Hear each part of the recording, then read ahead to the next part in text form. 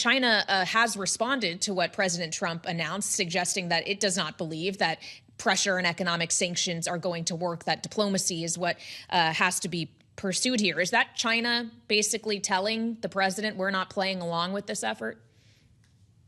More or less, yes. I think, that the White House is probably trying to ratchet up pressure, not just on Iran, but a little bit on China ahead of the September visit of Xi Jinping. It's been sort of de rigueur for Trump to ratchet up pressure ahead of major talks. But behind the scenes, we have to assume that Xi is pretty committed to reaching some sort of agreement, getting something done during this visit, and that Trump is too. So, how much of this is theater is I think, the most important question.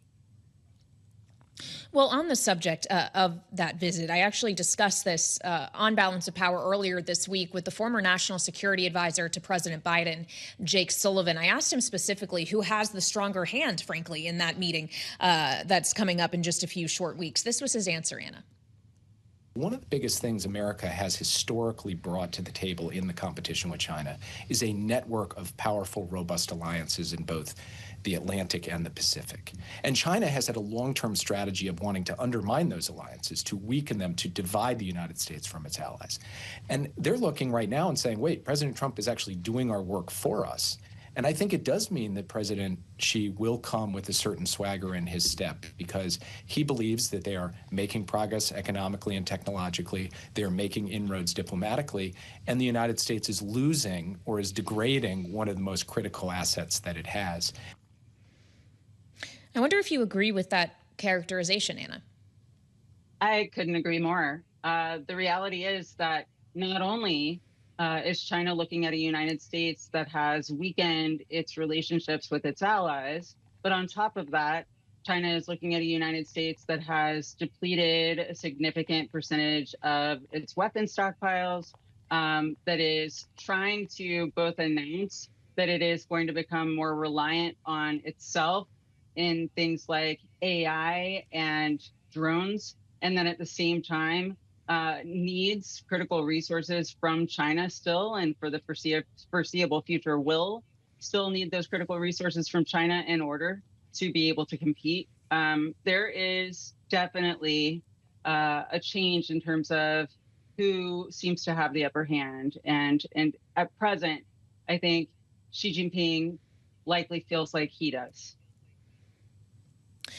Well, and as you talk about some of those critical materials that the U.S. needs to power a lot of things, the defense sector included, how quickly, if the U.S. were to actually do what the president is suggesting and punish those who are still going to purchase Iranian crude and not abide with a tighter economic chokehold that the U.S. wants to get on Iran, if President Trump were actually to say, okay, then China, here are higher tariffs that you have to deal with, how quickly does that spiral into, say, fresh export controls of critical minerals and rare earths? I think that that's exactly the right question. I think, too, that is the lever to look at. How quickly China pulls that lever, I don't think it would be, a significant ratcheting up of export controls immediately, unless what the United States did was explicitly targeting China and hit really hard in terms of punishing China's ability to compete internationally because it couldn't receive oil from Iran anymore. But that's a really hard thing for the United States to do. I mean, the reality is that China is actually quite diversified in terms of where it gets its oil and gas. And although it is dependent on the Strait of Hormuz, like so many other countries, it has plenty of fallback options. So I don't think that that's the lever that the White House thinks it is. Well, and on oil specifically, I've been told many times throughout the course of this conflict and the difficulties in the Strait of Hormuz that in large part why oil prices haven't moved higher is because of China, because they've pulled back as a buyer on the global markets and have been leaning on their massive oil stockpiles. How easy would it be for China to decide also to pressure the global oil market to drive prices higher by coming out and buying in force again? That's an interesting question. And I can't honestly answer that one, but I think that it is worth exploring. Well, let's go to another area then that is definitely top of mind when it comes to China. I hope you can weigh in on artificial intelligence. We are having a massive conversation here in the United States around data centers, the infrastructure that powers AI. The industry, of course, will tell you we have to have these data centers. We have to allow these models to advance, because if not, we cede ground to China. Obviously, their domestic pressures and in communities and concern over water and energy prices, utility bills would suggest a pullback. Is there merit to the argument that China is within a breath of being able to surpass us on artificial intelligence if we slow down even slightly?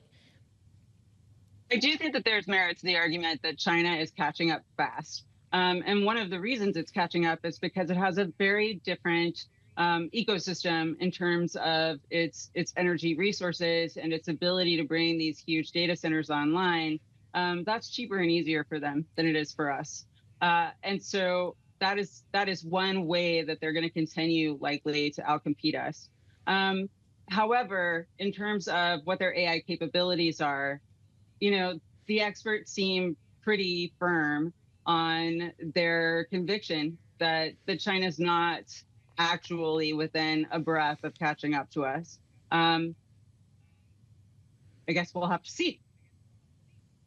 Well, and how much of that is dictated by the controls that the U.S. has put in place, the export controls around chips that power this critical technology? A headline crossed the Bloomberg terminal just a few minutes ago, Anna, from The Information, that NVIDIA is plotting a new chip for Chinese customers that perhaps, I guess, would get around some of those export restrictions. We haven't confirmed that here at Bloomberg, but apparently this chip would be compliant with the export control rules. Does that suggest that the export controls are working, or that there's so many loopholes at which China is still able to access that they aren't as effective? I think the export controls have been working to slow China down because, it is much harder to achieve the goals that they want to achieve in terms of AI capabilities without those chips, and they don't have them yet. But, the export controls have also guaranteed that China is pouring more and more and more resources into developing them, and is determined to be less and less reliant on sources like NVIDIA for those chips. It's great for them in the near term if they can buy some NVIDIA chips, but in the long term, what they want is to not need them. And they're working hard to do that. Anna, we have less than a minute left here, but how do you think China is viewing and interpreting the president's rhetoric in the last few days around the Korean Peninsula, attacking South Korea, talking about a good relationship with North Korea? Does drawing back on joint military exercises with South Korea also send a signal to Beijing?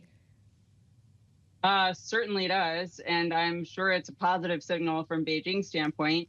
And we also, have been pulling our aircraft carriers out of the region. And we just are giving numerous signals that we're sort of abandoning the Pacific as an area of primary focus.